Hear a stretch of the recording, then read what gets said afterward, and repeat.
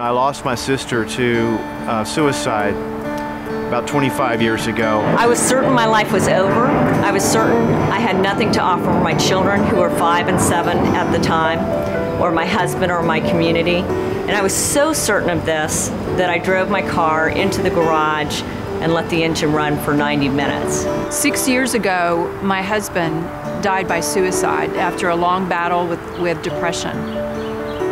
He didn't want anybody to know about his depression, and very few people did. I'm convinced that the secrecy and the stigma of depression significantly contributed to his suicide. Rooms grow dark that once were bright. A broken mind can't comprehend.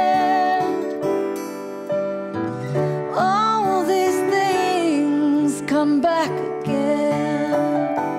There's a tendency for the person who is suffering to think, you know, I could probably put this thing to an end here, and that way not be a burden to anyone anymore, not be a burden to my family or to my friends. I know my sister felt that way. There was a group that was meeting. People had to write something to their loved one that they loved about the loved one. There was a man who was just sobbing and reading a letter to his brother, and the person who was running the session looked at him and said, "How long has it been since your brother died?" And he said, 35 years. People who are attempting suicide think their family and friends are better off.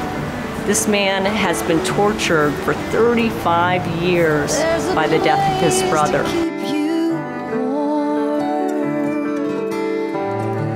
There is love in every heart that lights a path beyond the dark. When it starts to dim and you cannot cope,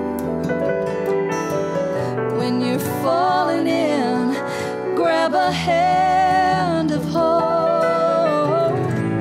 There is hope beyond depression.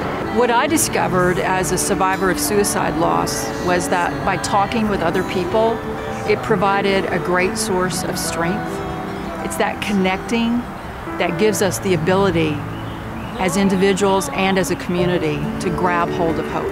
There's someone there that you can reach out to, and all it takes is one person to talk to kind of help you through that one period of time and then get help for you. The hope is that with persistence, with sometimes medications, sometimes ECTs, sometimes with just a holistic view of life and psychotherapy, people can go from the point of thinking they don't deserve to exist to full and productive lives. Hope is key in mental health recovery. Hope is vital for us for the folks who experience a mental health disorder to know that recovery is possible.